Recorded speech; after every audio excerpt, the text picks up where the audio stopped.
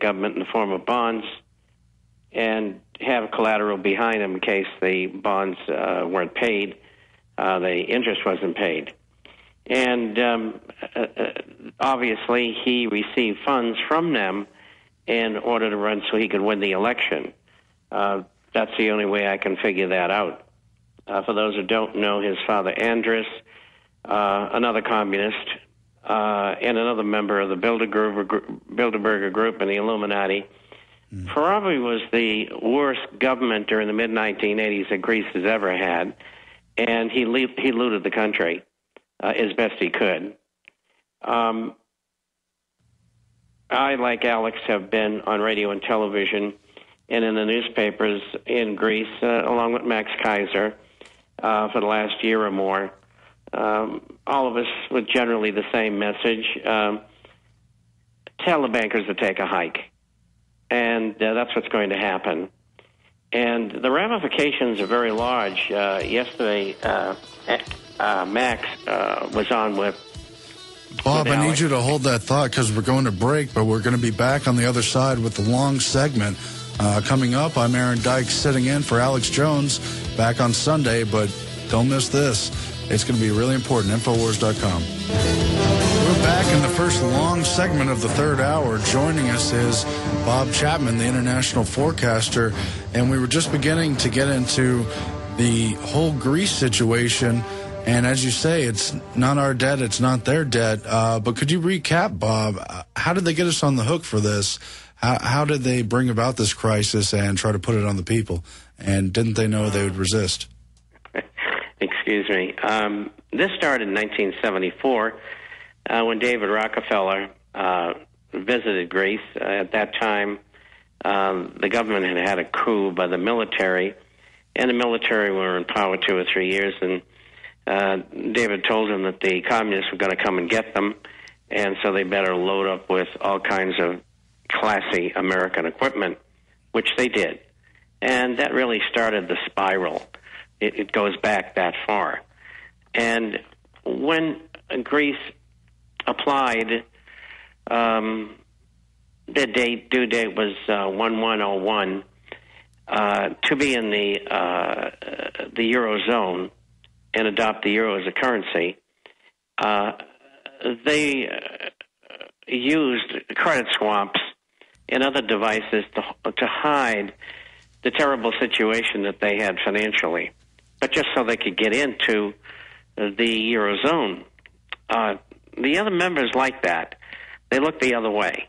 And they did the same thing with Italy, who did something similar, who should not have been accepted at that time as well.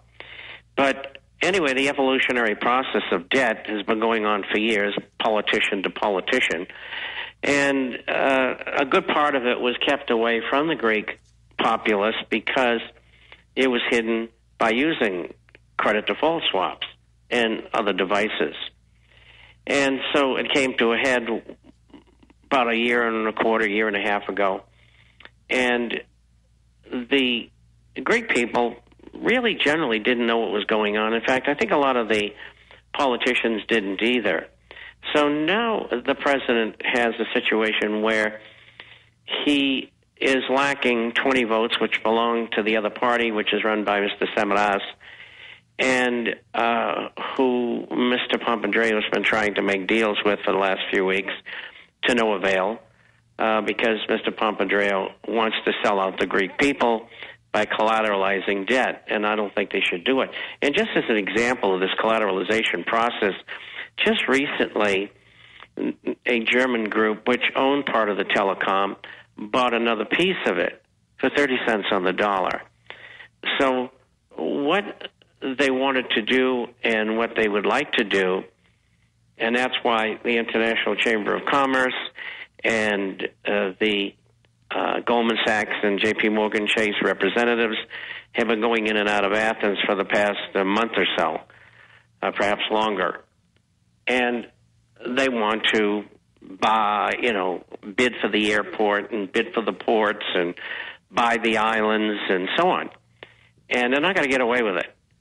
The Greek people are not dumb. They may be laid back, They may like a short work week and retiring at 50, but they know what's going on now. And I think Alex and Max and I have helped that process. In fact, I think we have been very instrumental in what's going on right now in Greece, because I get that from subscribers there as well as people in government who contact me. But anyway, they can't and they won't pay the debt back. They're going to default. Now, there's 33 banks that hold not only a large amount of bonds in for Greece, which they purchased, but they also hold bonds for other sick nations such as Ireland and Portugal, and I think Spain and Belgium and Italy are not far behind. And what are we talking about? Well, I guessed about a little over a year ago, I said it'll cost them $4 trillion to clean up the mess, which they don't have. Now my figure's gone up to $6 trillion. And so there's no way of bailing them out. Even the healthy countries like particularly Germany isn't going to, doesn't want to, and they're willing to take their losses. And the electorate pointed that out in the recent elections where the party CDU, Christian Democratic Union, that is led by Mrs. Merkel, was soundly defeated in her home area in the area around Hamburg, and so the German people say we don't want to do that. In fact, they never wanted to be in the Eurozone in the first place. If you go back and you look at the percentage figures, 67 to 69% of the people did not want a euro. They wanted to keep the D-mark in Germany. And quite frankly, more than half of them don't even want to belong to the European Union. But getting back to what is at stake here, you've got a whole bunch of banks with bonds. You've got governments with bonds in Greece and those other failed countries, we'll call them. And the numbers are atrocious. And it just so happens that in the case of Greece, the losses, about $120 to $130 billion, are covered by credit default swaps, which were sold by American banks. And I was thinking about this today when I was watching Max and Alex talk in the previous broadcast. And, you know, I always suspected that when the MBS and the CDOs, which were bonds that contained mortgages, 60% of those were sold to European banks. Now, they all have attorneys. They're all intelligent. And they were told that these were AAA-rated pieces of paper, bonds. When, in fact, they were triple B. It's a difference between a 10 and a 4, 10 being best. And they got stuck with these things that are selling for 10 or 15 or 20 cents on the dollar. And I can't help but think there was a deal made ahead of time that we'll sell you these bonds, and if they go bad, we'll cover you. This is the Federal Reserve talking. Mm-hmm. And the reason I say that is that there's never been, from Europe, any legal action or any criminal prosecution, which would include also not only the sellers of the bonds, which are banks and brokerage houses, but also the raters, which are S&P, Moody's, and Fitch, who lied about the ratings. There's absolutely no question. And they should be prosecuted criminally along with the bankers. But anyway, I think a deal was made. A deal was made ahead of time. Now we come full circle to what's going on today, and we see that the credit default swap backing insurance on all this money that was given to Greece and bonds received. What the U.S. Fed and the Treasury have done, I think, have, in essence, protected the European banks from the disaster that Greece has become. And we're in it, we, the United States, are in it big time. And it's not only with Greece, it's with the other countries as well. There's a lot of things that are going on that we don't know about, and they're never going to tell us about. Well, obviously, their willingness to conspire with these European banks is evidenced by Bernanke refusing to disclose who got the money. But we find out 2 years later it was largely European banks who were given this money. And it all adds You're up. absolutely right, Aaron, and that's why I didn't tell anybody. And they said it was a state secret, if you can believe that. And so we know there's all kinds of things going on that we don't know about, and they're hiding. They being the Fed, the other central banks, and the bankers in Europe. So if we have a default, partial or full, in Greece, which I think is a wonderful thing, the banks in Europe are going to be under pressure. Some of them could go under. Maybe all of them could go under. And the nations holding Greek bonds are going to take losses, big losses. If Ireland and Portugal have any sense, they're going to say, well, maybe we should do the same thing too. And so then they get another problem. And the losses also keep piling up for American banks that wrote that insurance, we'll call it. And this could be the catalyst that could bring down the whole financial system. And these people in Europe are running around like chickens with their heads cut off because they don't know what to do. They never expected the Greece would say, take a hike. We're not going to do that. And they still think they can bamboozle the Greeks into making a deal with them. And Samaras, I don't think, is going to do it. And I'll say another thing, that after Mr. Papandreou's out of office, he better leave the country, because I don't think he can ever live there again. And many of the representatives who have sided with him have already said that when they go to their districts, people attack them and beat them. And maybe that's just the beginning. And this sort of thing is going to happen all over Europe. And as I said, it could be the catalyst for a giant upheaval that will affect England and America in a big way. It'll affect markets in a big way.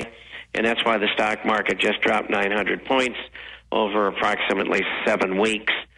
And it had been up because of anticipation of QE3 or something like it. And I think what's happening here is the bankers in Europe have lost control. And if you want to have another look at that, and you just listen to what Alex has had to say about the Bilderberg meetings, and very simply, they were a disaster. I mean, I think the key was that goon from the East German security force that was hired by the Bilderbergers to protect them from all those reporters who only wanted to ask questions. And that's all they did. Because I listened to it. Okay, Bob Chapman, we're facing break again. We'll be back in just a few moments.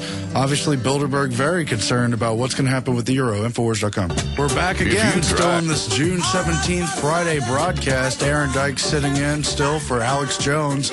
We'll be back in full force on Sunday Live. Right now, we go back to Bob Chapman. We're getting deep into the Greek crisis and what it means for the rest of Europe and, of course, the United States and world.